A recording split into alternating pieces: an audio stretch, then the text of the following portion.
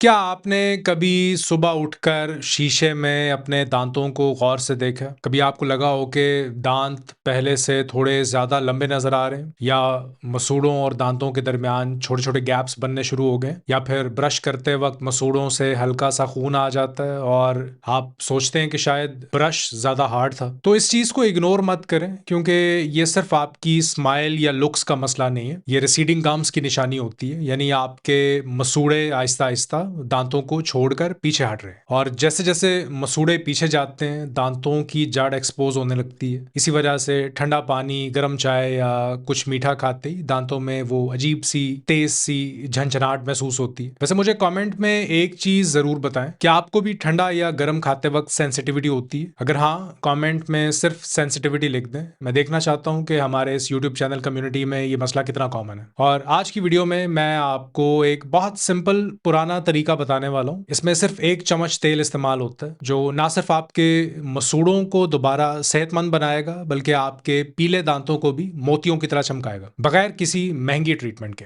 ये मुंह के बैक्टीरिया को खत्म करता है, दांतों पर जमी हुई पीली लेयर को साफ करके उन्हें नेचुरली ज्यादा चमकदार बनाता है। सबसे पहले समझते हैं कि मसूड़े पीछे क्यों हटने लगते हैं। मेरे पास बहुत से लोग आते हैं और कहते हैं, डॉक्टर साहब पता नहीं क्या हुआ है, पहले मैं ठंडा पानी आराम से पी लेता था, अब सीधा दांत में लगता है। कोई कहता है ब्रश करते ही खून आ जाता है, पहले ऐसा नहीं था। और अक्सर औकात जो पहली चीज हम करते हैं वो है टूथपेस्ट चेंज करना। एक टूथपेस्ट खरीदा, फर्क नहीं पड़ा, दूसरा खरीदा, फिर सेंसिटिविटी वाला खरीदा, फिर कोई हर्बल टूथपेस्ट ले आए। लेकिन यहां पर असल मसला सिर्फ टूथपेस्ट का नहीं है। असल मसला होता है मसूड़ों के अंदर चलने वाली इस सोजिश का और बैक्टीरिया का। हमारे मुंह में हजारों किस्म के बैक्टीरिया मौजूद होते हैं। अब जब हम मीठा बहुत ज्यादा खाते हैं या दांतों की सफाई ठीक से नहीं होती, तो ये बैक्टीरिया दांतों के आसपास एक लेयर बनाना शुरू कर देते हैं, जिसे प्लाक कहते हैं। दांतों पर चिपचिपी लेयर बन जाती है। ये प्लाक मसूड़ों को इरिटेट करता है, जिससे मसूड़े सूज जाते हैं और पीछे हटने लगते हैं। इसको एक बहुत सिंपल मिसाल से समझ लें आप। जैसे एक पौधा जमीन में लगा हुआ है, जब तक इसकी जड़ें मिट्टी के अंदर मजबूती से दबी हुई हैं, पौधा खड़ा रहता है। लेकिन अगर आप उसके आसपास की मिट्टी आहिस्ता आहिस्ता हटा दें और जड़ें बाहर एक्सपोज होने लगे, नजर आए बाहर से, तो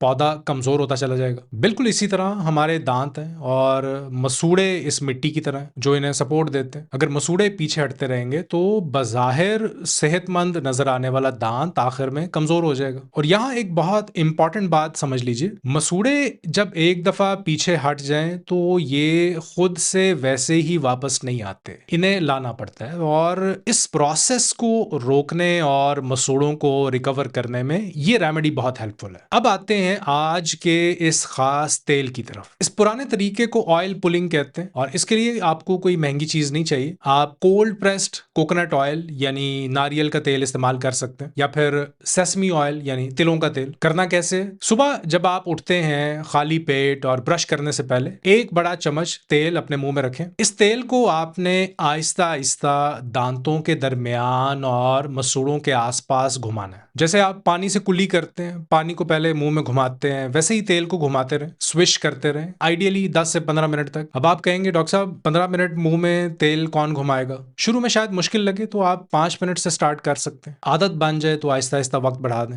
और आप ये काम सुबह मोबाइल देखते हुए, कपड़े तैयार करते हुए, या किचन में चाय बनने का इंतजार करते हुए भी कर सकते हैं। लेकिन एक बात बहुत जरूरी है, इस तेल को निगलना नहीं है, क्योंकि जब आप इतनी देर तक तेल को मुंह में घुमाते हैं तो मुंह के बैक्टीरिया और टॉक्सिन्स इस तेल में जमा हो जाते हैं। तो 15 मिनट के बाद तेल को थूक दें और फिर नीम गर्म पानी से अच्छी तरह कुली कर लें। वैसे अगर आप में से किसी ने पहले ऑयल पुलिंग ट्राई की है तो कमेंट में जरूर बताएं कि आपने नारियल का तेल यूज किया था या तिल का तेल, और आपको क्या फर्क महसूस हुआ। अब सवाल आता है कि तेल से बैक्टीरिया कम कैसे होते हैं। बैक्टीरिया की जो आउटर लेयर है ये फैट यानी चर्बी से बनी होती है। साइंस कहती है कि जब आप मुंह में तेल को घुमाते हैं तो तेल इन बैक्टीरिया को मकनातीस की तरह अपनी तरफ खींच लेता है। इसी वजह से ऑयल पुलिंग से मसूड़ों की सोजिश कम होती है और दांतों पर जमा हुआ प्लाक, ये जो पीली लेयर है, ये आहिस्ता आहिस्ता साफ होने लगती है। और जब प्लाक कम होता है तो आपके दांत नेचुरली ज्यादा क्लीन और सफेद नजर आते हैं। मसूड़े भी आहिस्ता आहिस्ता हेल्दी और टाइट महसूस होने लगते हैं और